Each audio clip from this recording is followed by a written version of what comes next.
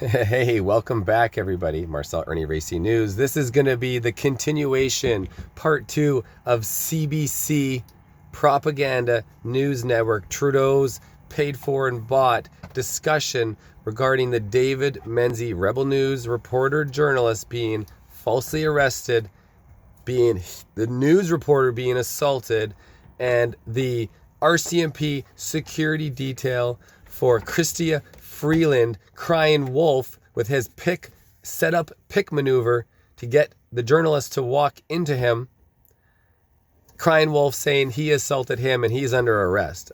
Well, that's a tough one to explain. And I'm trying this cool little split screen on my screen record video, and look where I am, guys. BLM land here. No, that is not racist Black Lives Matter propaganda. It is Bureau of Land Management. It is free camping for 14 days for anybody. And then if you want to continue camping after 14 days, you just move to the new area, or you move back and forth, and then you can free camp, wild camping with no bylaw, Hartman's or Constable Conrad delusional herbs showing up and knocking on your camper telling you can't be here. So anyways, let's get on the story, guys. Continuing with the CBC report, and look at the comment on the bottom. This is brilliant. This panel is delusional. If anyone thinks that's an assault on a police officer, oh crap. Okay, sorry. This panel is delusional. If anyone thinks that is an assault on a police officer, he or she needs their head examined. With 1,500 likes and 110 replies. How freaking awesome is that? And yeah, so let's keep going.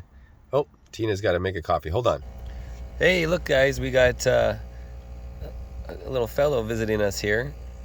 If anybody knows what kind of bird that is, it's like a little roadrunner. Haha. Okay, so you're done your latte for now with chocolate. Mm-hmm. This is how you're doing it. Okay, guys, look at this comment here. Another one. Sad when police become thugs, as if they are recruiting for the bikers gang.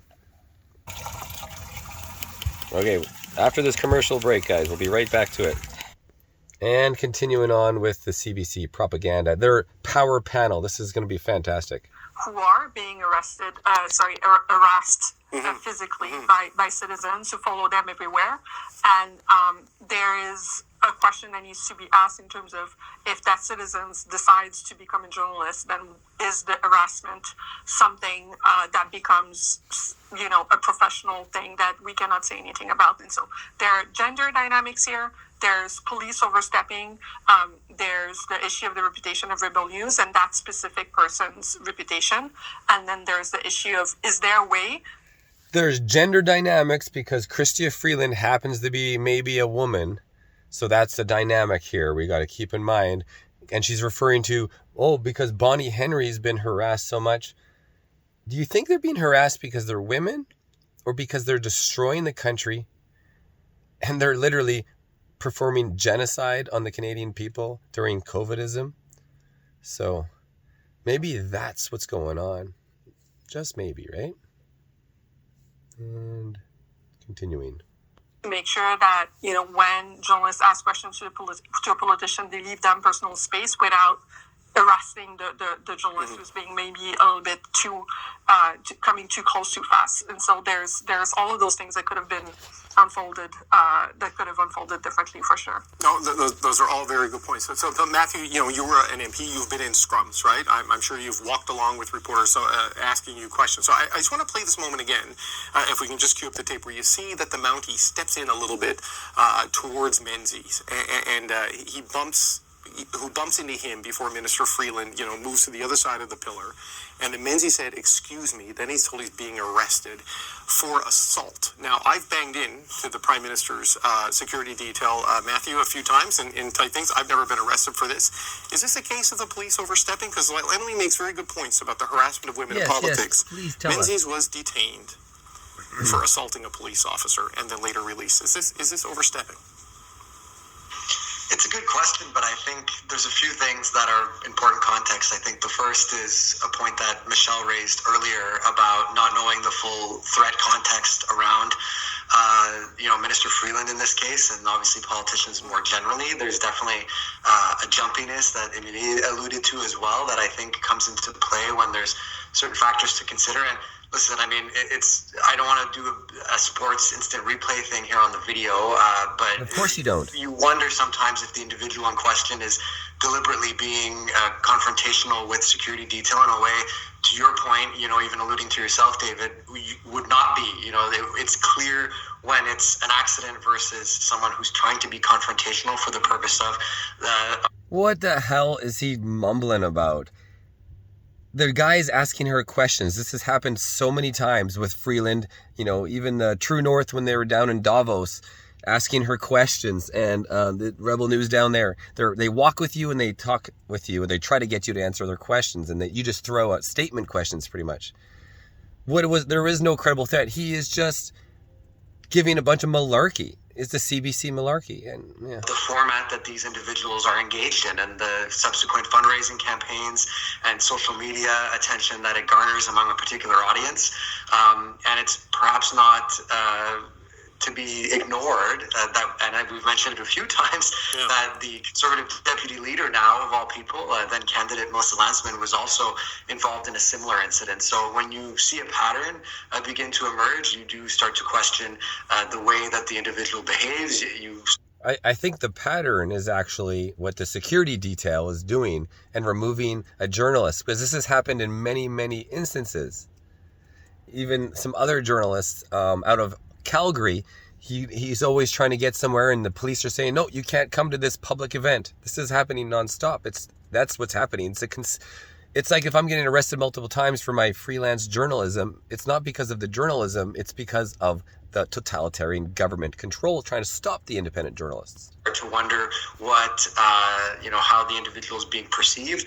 I suspect that there's a conversation to be had about whether, the security detail needs to be better briefed about individuals like this if they are going to be getting into these types of sort of clickbaity, if you'll forgive the expression, confrontations with politicians. But it's a very fine line, but this is an unfortunate result, I think, of the climate that there wouldn't be such a thing as clickbaity trying to get a politician to answer a question, because that's the only time you could ever try to get them to answer a question is in the streets, because they'll never have an interview outside of you guys, CBC propaganda. Or his buddy troll on YouTube with 468 subscribers, Trudeau's annual get-together with his what was that guy, radio broadcaster, somehow won the radio broadcaster award. we're in. That's very different than being in the House of Commons with accredited journalists scrumming a former MP, to stick with the example that you... Nobody answers any questions in the House of Commons. We've all watched it. You guys are just a child's play in there. You say one thing, answer a question, and then the Liberals will give a speech about something else. ...you out just a moment ago. Hey, what's your read on all of this one? Yeah, I mean, what I observe is an obvious overstepping by law enforcement. I do think if we were talking about this instance with another journalistic entity, frankly, I think if we were even talking about it as a member of the public, and I think back to that incident in 2022 with Minister Freeland being obviously harassed verbally in Alberta. Exactly right, and no consequence for that when I think it actually would have very much been warranted. And then the treatment of this, I think it's right for people to look at these two instances and say, okay, there seems to be a misapplication here of the law, or how it is being enforced. So I think it is an obvious overstep, and had you taken a beat to answer the question, or had law enforcement not intervened in that way, that clip, that kind of fundraising moment that Matthew is talking about, wouldn't have been provided. And in fact, those kind of interactions happen on an almost daily basis with Rebel News and with other, I'll say, non-traditional media outlets, where questions are asked and ignored, and those clips aren't provided because of the way non-government funded media outlets is the full term. Law enforcement handled this situation. They've been able to kind of make a moment out of this, and the longer they go without providing detail, the statement that you referenced, the longer without clarifying clarifying this, the bigger window that becomes. So, Kate, just to stick with you, the Conservatives have jumped on this, right? Because everything is an opportunity to play wedge politics now. They say this is, after 8 years of Justin Trudeau, press freedom is under assault because journalists are being arrested for asking questions. Now, they don't mention that Melissa Lantsman, this incident a couple of years ago, where the same guy was arrested for whatever his interactions were with her. What do you make of that? I mean, we have seen Pierre Poilievre abuse journalists who work for Canadian Press and CBC for asking questions, belittling them, in scrums on live TV. There's a confrontational tension there. So, I mean... Here you go. Here you have the host leading everybody away from the subject of the assault and the police code of conduct breaches, right? Oppressive conduct, neglect of duty, improper attitude, false arrest, false imprisonment, false detainment, refusal to provide ID. Before, essentially, it's like some citizen is grabbing him, without being said that I am the RCMP and you've committed a crime and we're going to discuss this and you're under arrest. No, it wasn't like that at all. He grabbed him and put him against the wall. It doesn't matter if he gets hurt or not. Clearly, the assault law is not based on anything because we saw David Lindsay in Kelowna charged with assault and convicted by this terrible judge in Kelowna, this woman, and all he was doing was trying to walk through some security who were not allowed to block him. He was allowed to be in a public building, Interior Health in Kelowna. This is during the bullshit era of COVIDism, and they blocked his path, and then he's trying to walk through them. No arms out or anything, just kind of, with his body slowly. And then they're like, that's assault. And then he was actually convicted of assault. So he had no intent to harm. He didn't actually harm anyone. And he was still convicted of assault. And the security guards actually, they of course staggered and set up and pushed into him as he was trying to wedge his way through. No different than the damn grocery store at Costco. Oh, it's so upsetting. What do you make of this tactic that they're employing here today on this one? Yeah, I think what we see them acting on now stems from the legacy beef that they have with mainstream media and kind of the relationship with government, right? So this adds another layer of complexity to, what the Conservatives feel is a very favorable treatment by this government towards mainstream media organizations. They would probably point to, C-18 and other legislation that has largely benefited mainstream organizations as being demonstrative of the closeness of that relationship. She's talking about how Trudeau censored the internet, how he wants money to then go to more money to his communist broadcasting sources, such as CBC and all the other outlets that will take money or grants and promote their agenda, and how the independent guys such as me and then, the supposed Rebel News and True North, etc., they get no funding whatsoever, so they're not called mainstream media, and they have to fight their way to get some questions answered because the Liberals will never, ever answer questions to anybody that's not staged. I like to think that if this were, again, another entity, the Conservatives would also have something to say about the treatment of the press. We don't yet know because, to a point made by a fellow panelist, this is the only instance where this has been applied in such this way. But Michelle, do you think this is a defense of press freedom, or is this they've been calling out the press gallery for not taking a position on this, or do you think it's an attempt to try to discredit, the mainstream media, the Ottawa media in particular? What do you think the end game is here for the Conservatives? It's complete and utter hypocrisy, is what it is, and they're just taking a certain situation and trying to make fuel out of it. He was absolutely silent on press freedom and arresting journalists when this happened to Melissa Lantsman. It's incredulous to me that he's actually being taken seriously in terms of the statement that he's saying. Tone it down and come back to reality. Holy crap, what is the subject of this show? It's about David Menzies being falsely arrested, and assaulted by this goon, a Trudeau Freeland goon. Stop talking about Pierre Poilievre's response saying this is Canada after 8 years of Trudeau. Jesus, this is CBC just going after the Conservatives about their response to this. But what about the world's view of this? Who is this woman? What a vile beast. I think this is a good time to read some more comments from the citizens mostly Canadian citizens. The policeman stepped into him even after he tried moving around. So if this is the case, the officer should be arrested for assault. Absolutely. Everyone start calling for the arrest and trial of this officer. We need his name. He's a public servant. What is his name? It absolutely isn't. The officer initiated contact. Nice try, though. Mr. Speaker, stop the questions. Criminal assault requires intention. The video shows that the only person acting with intention was the police officer. Menzies wasn't looking where he was going. The arrest is a fiasco. They didn't even follow through with it. They just dropped him off nearby and let him go. Similar to the Freedom Convoy. Remember that? They were arresting people and taking them outside the city in negative 10, 15 and leaving them some gas station. So they just dropped him off nearby and let him go. All they had to do was move him away and maintain space, and the security job would have done. Instead, they went all in on the thug life. Thug life. If anything, it was entrapment by the cop. Also illegal. Was he arrested? I agree. It absolutely isn't. Assault requires intention. I double-checked before posting, and the criminal code is clear about it. And there's certainly no intent here. It's assault. It was assault by the police officer on the reporter. You can't plan and carry out an assault and then arrest the victim for assault under Canadian law.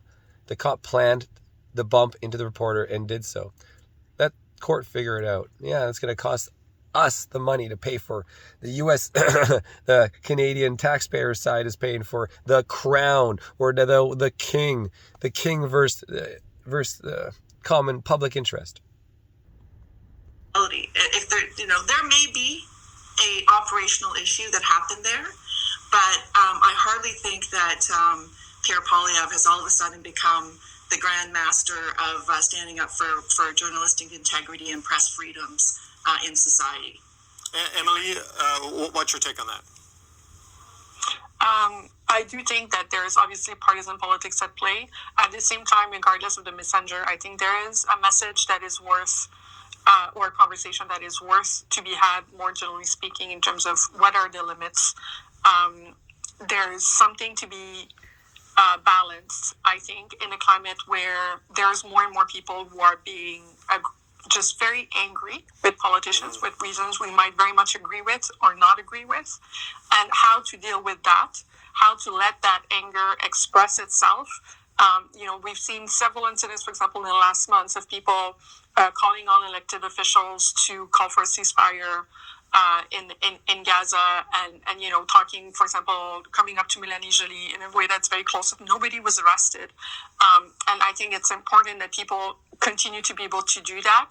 And at the same time, we need to realize that if both journalists and citizens are being more and more physically confrontational with elected officials, it will eventually have an impact on who wants. What the hell is she talking about? Nobody touched Freeland. He's doing this over and over. He's a reporter. He puts a mic near you, asks you questions. You say no comment, or as in Freeland's case, in Trudeau's case, typically ignore, or the WEF case, or the Pfizer Boris, or whatever his name was, just will say nothing. Oh, man. Okay, guys, we're getting close to the end of this episode. A little more. To have that job. And the people who will be, I don't want to be accosted on the street and have people in my face from, coming from behind at any time of day. Most of them will be one.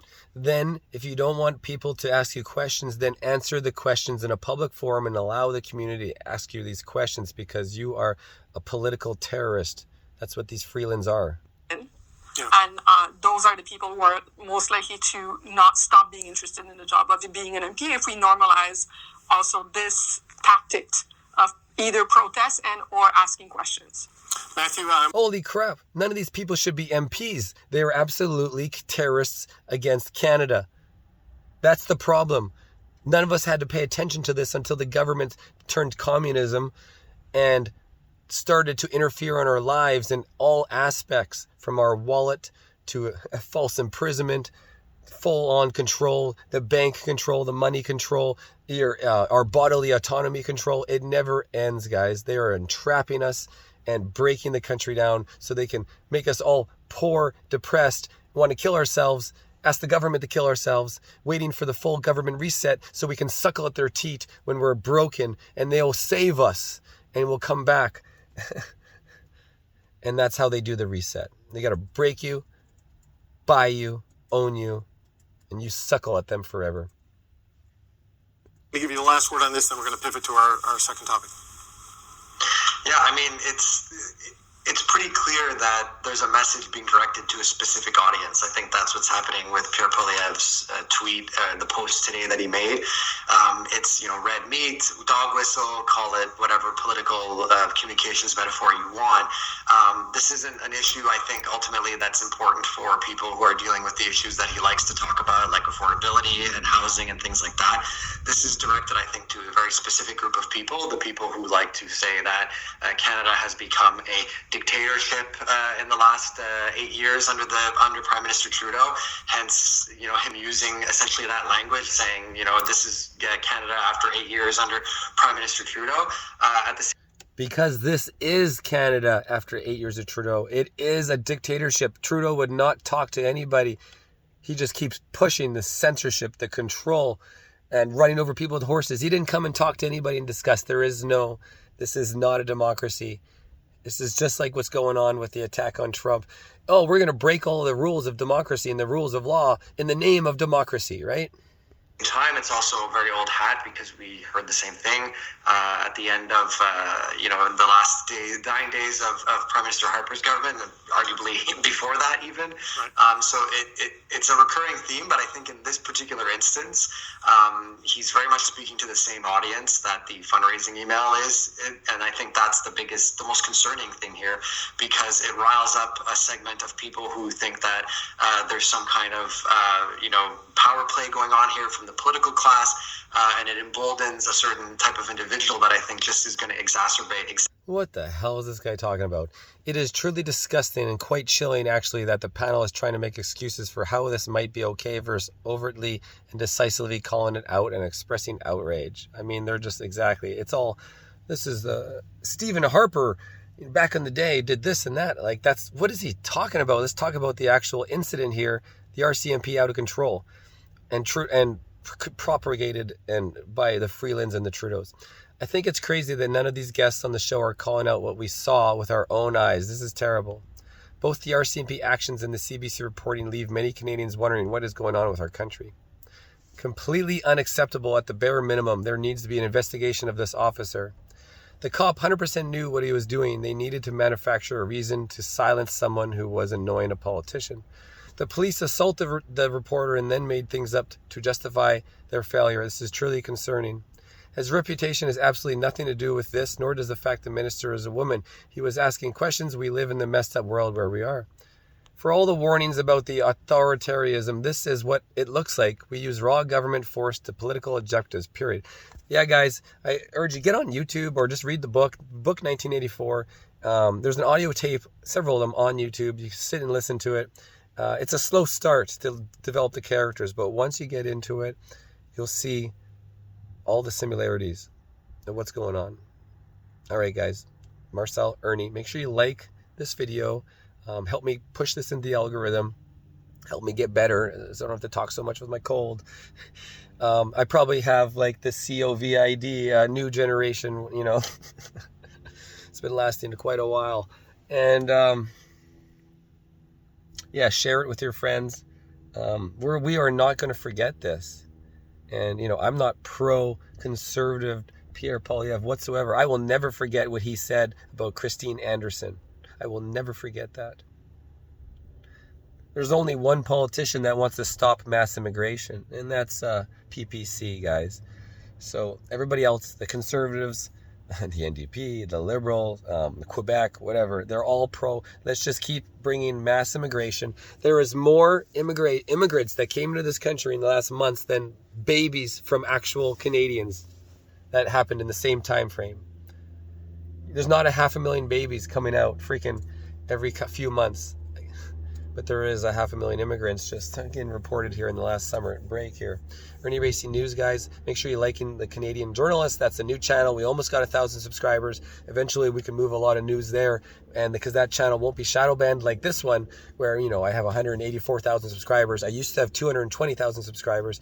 It's just you guys are pulled out around 50 to 100 a day, and now that we're picking up again, it's kind of like we're breaking through the algorithm of the shadow ban just slightly. Ever since the petition, actually, that was the first video that somehow broke over the 1,000 mark. The petition on foreign affairs, where we got over the 300,000 threshold. So hopefully that'll come up here in 40 days, discussion in Parliament. Looks like I got to go. Tina ND has got to do her next doctor call. She's looking at me. Okay, guys, another one. See you guys. Peace.